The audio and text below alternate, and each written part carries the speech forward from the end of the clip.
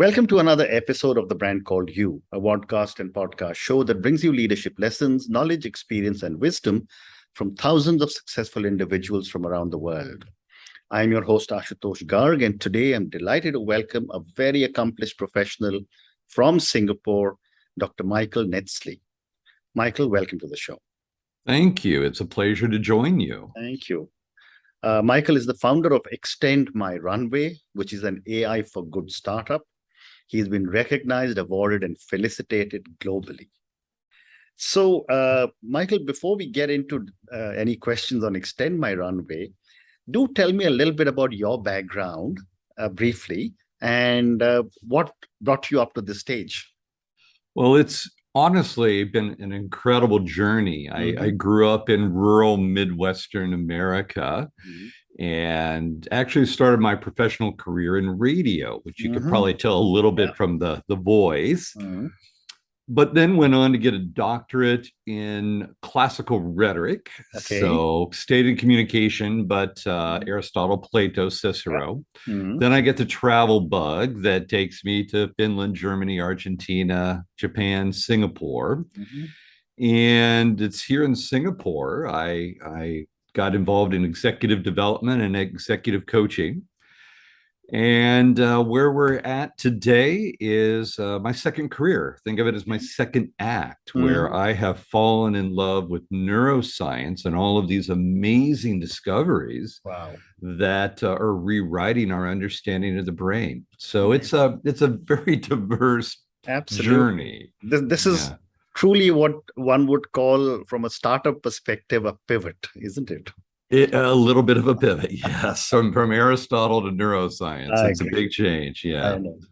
So, when I was reading about you, you are using the Nobel Prize-winning Nudge Theory to deliver practical strategies that improve brain performance. Yes. Help me understand with what you're doing with an example. Okay, so let's say that, for example, we're trying to improve brain performance, and we're going to focus on essentials, things you may not be doing, but you need to be doing as a foundation. So exercise might come into that. The artificial intelligence that we're building, you'll get a nudge on this during, let's say at 10:45 in the morning. And it's just a 30-second message, a 20-second message, but it will shape your choice about what you order for lunch. Because if you're in the late afternoon or evening, if you want to have a really good run, a good workout, which we know is good for the brain and health, you need to fuel that run. So what a nudge does is simply shape the choice of what you're going to order at lunch, or whether you take your phone to bed at night, or what particular behavior you will choose as opposed to not choosing another. But it's just these short, snackable messages that shape your choice. Very interesting. And tell me a little bit about Extend My Runway and how you're using artificial intelligence. Okay, so what we were just talking about with the nudges is the on-ramp, because that's what a subscriber will receive. And again, the goal is to shape behaviors, because if you change your behavior, you can change the way your brain is wired.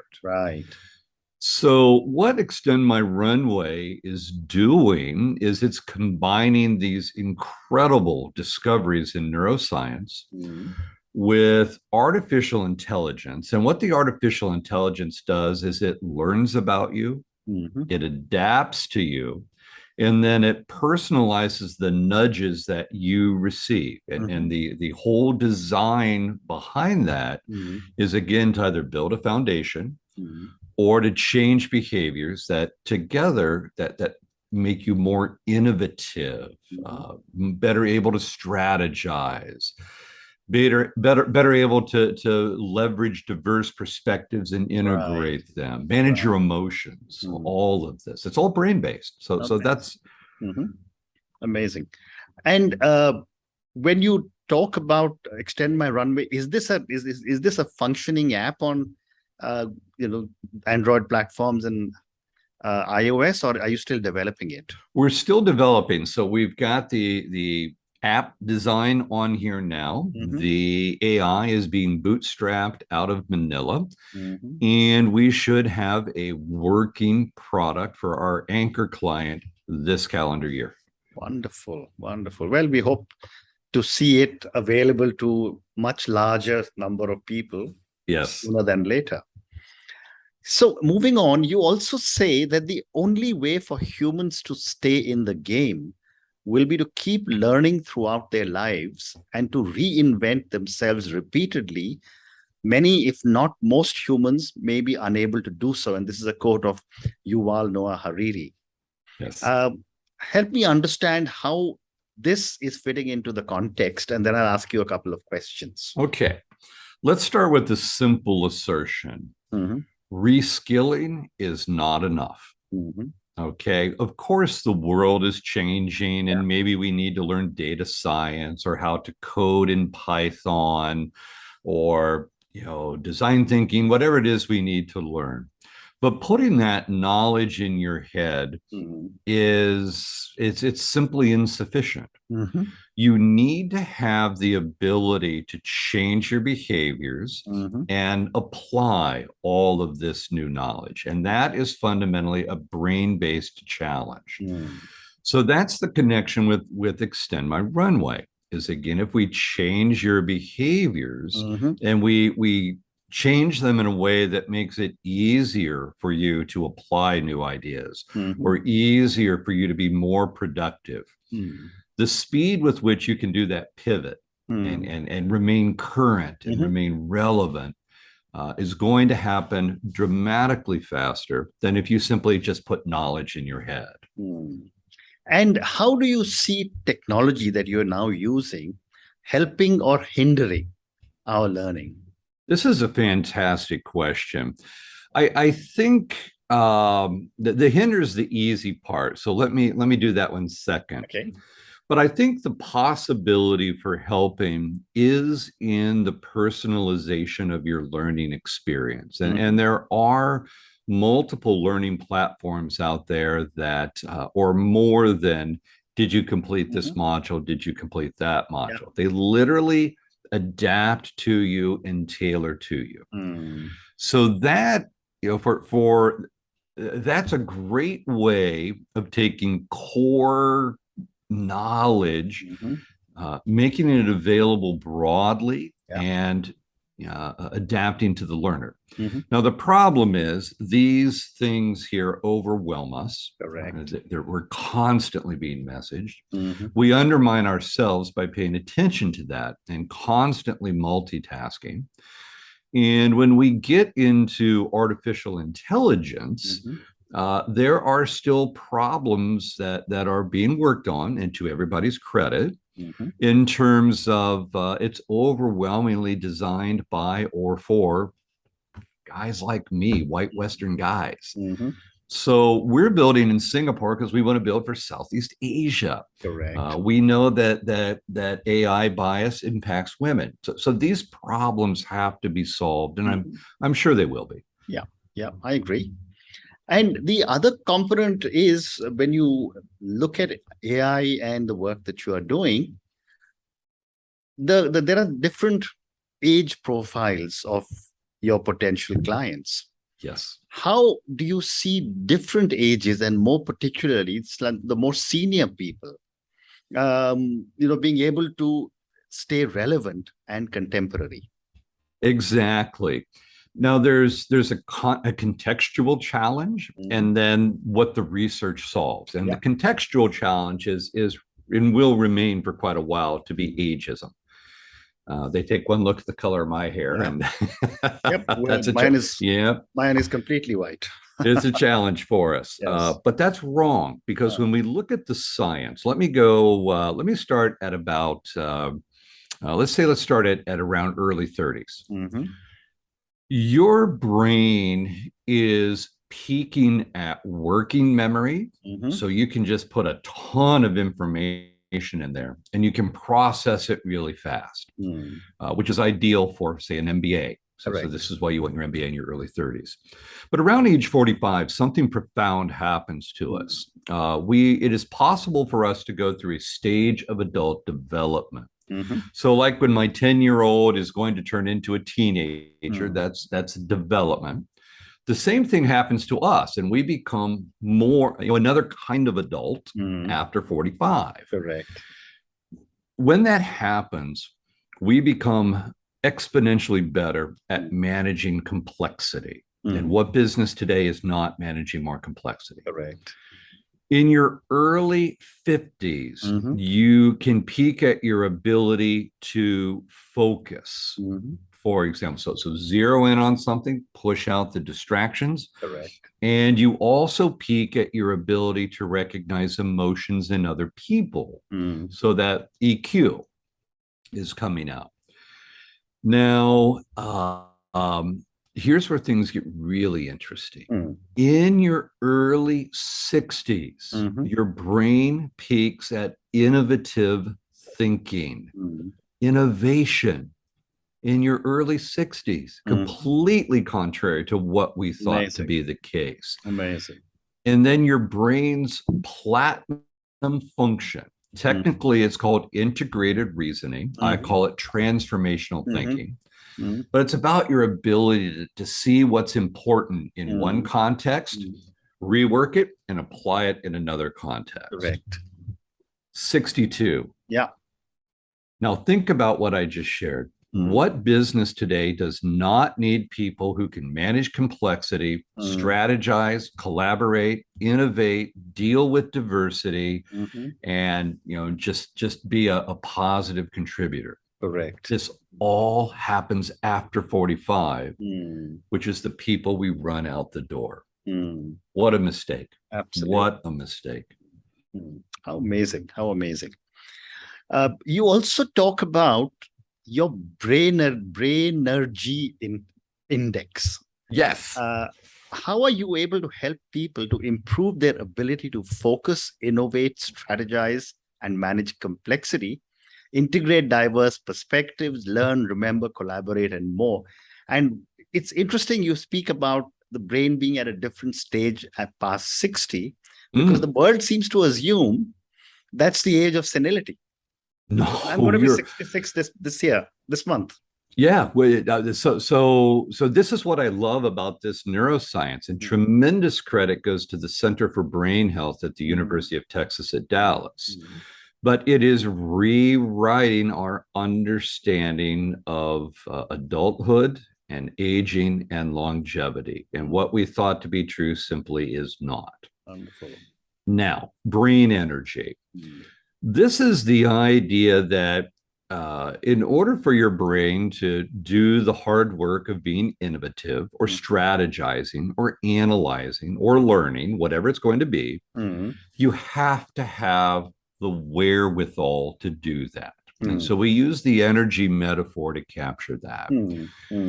And what we're doing is we're tracking through the AI, we are tracking what I call essentials, and then complements. The essentials are going to be things like, are you getting enough sleep? Are you exercising? What are your stress levels? All these things that diminish your wherewithal. So brain energy goes down. But if if the Apple Watch says, those are going up, your brain energy score goes up. But then we also look at, if I may use another metaphor, your gym. So in the same way that you exercise your body with a jog or lift some weights, some resistance training, you can train your brain. Okay. So we track that. And so do you have the foundations in place, and are you training your brain? And if you're doing both, you optimize your brain energy score, and it's going to be easier to learn, to strategize, to plan, all of that. Fascinating. And can you talk a little more about training the brain? Sure. So there's a very famous expression that neurons that fire together will wire together. Okay. So this is why I say that when you change your behavior, you change your brain, because you start using different neurons that then start connecting. And the more you do it, the more you wire it together.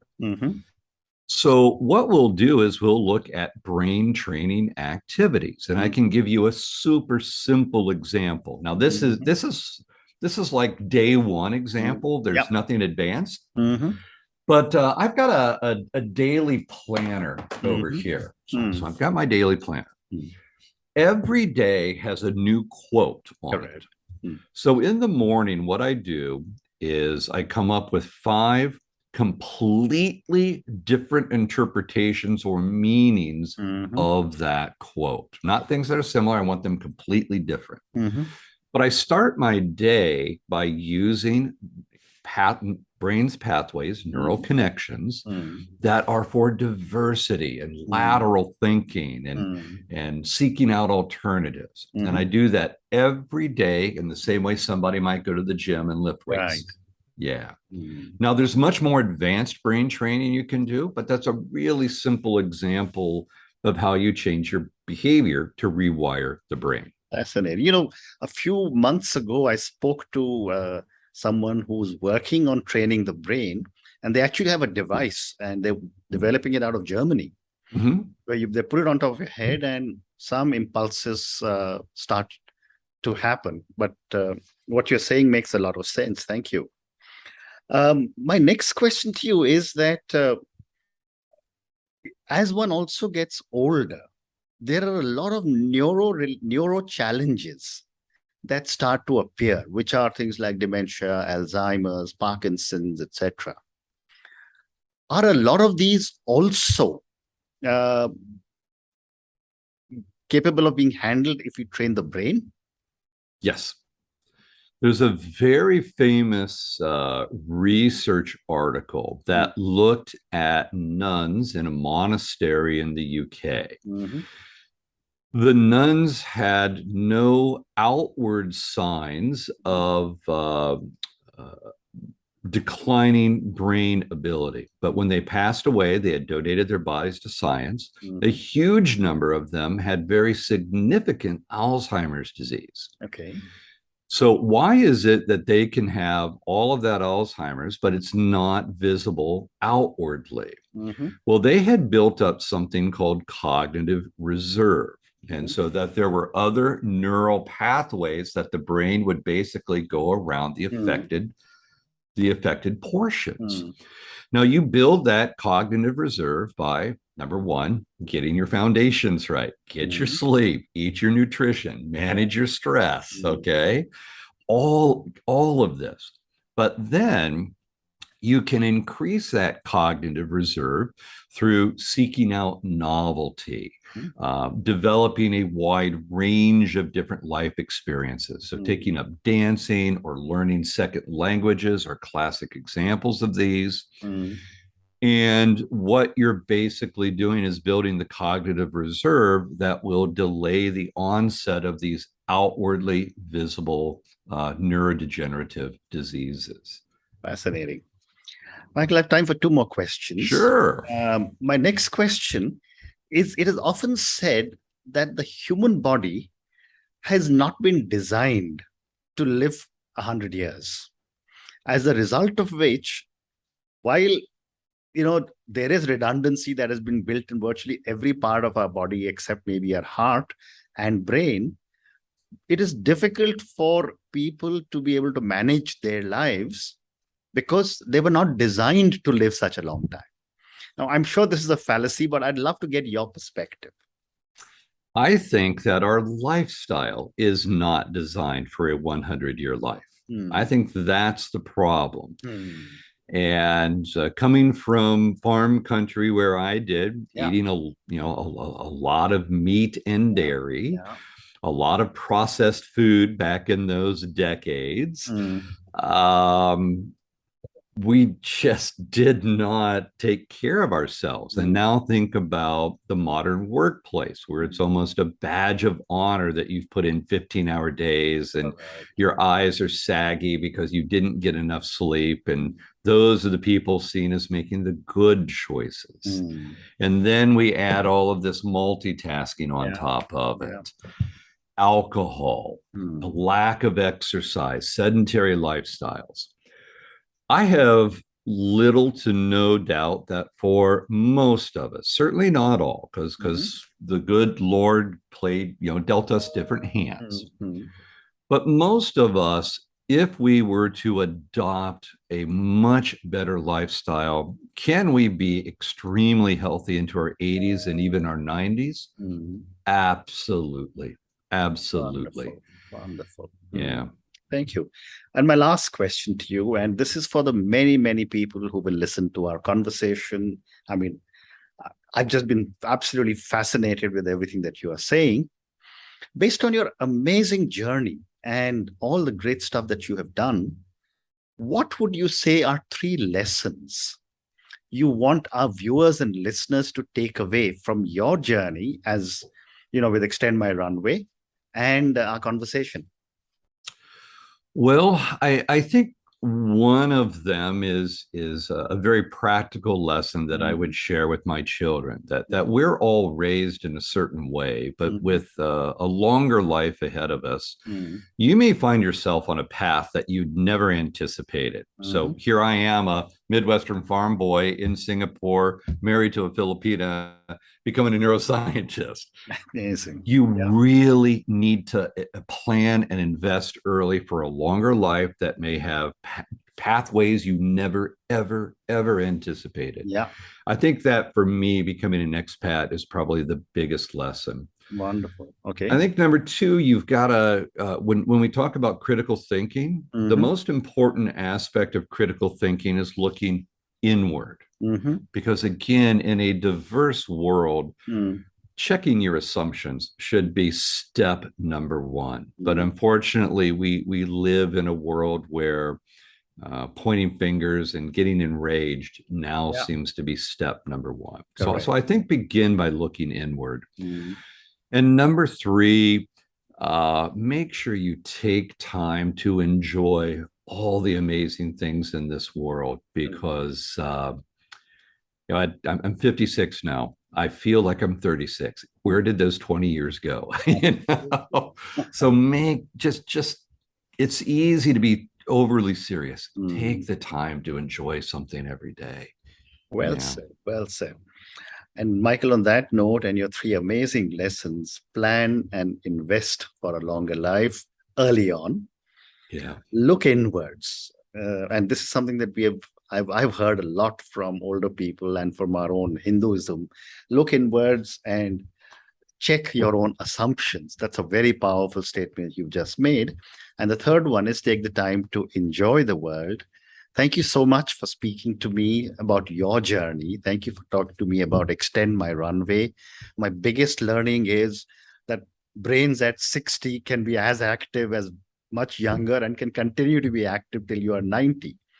Absolutely. And finally, I think your amazing comment that lifestyle is not designed for 100 years. Lives are. So therefore, change your lifestyle. Beautifully. Can I borrow that? That is Absolutely. Beautifully said. Absolutely. So thank you again for speaking to me, and good luck to you. Thank you. It's been a pleasure. Thank you for listening to the Brand Called You videocast and podcast, a platform that brings you knowledge, experience, and wisdom of hundreds of successful individuals from around the world. Do visit our website www.tbcy.in to watch and listen to the stories of many more individuals. You can also follow us on YouTube, Facebook, Instagram, and Twitter. Just search for the Brand Called You.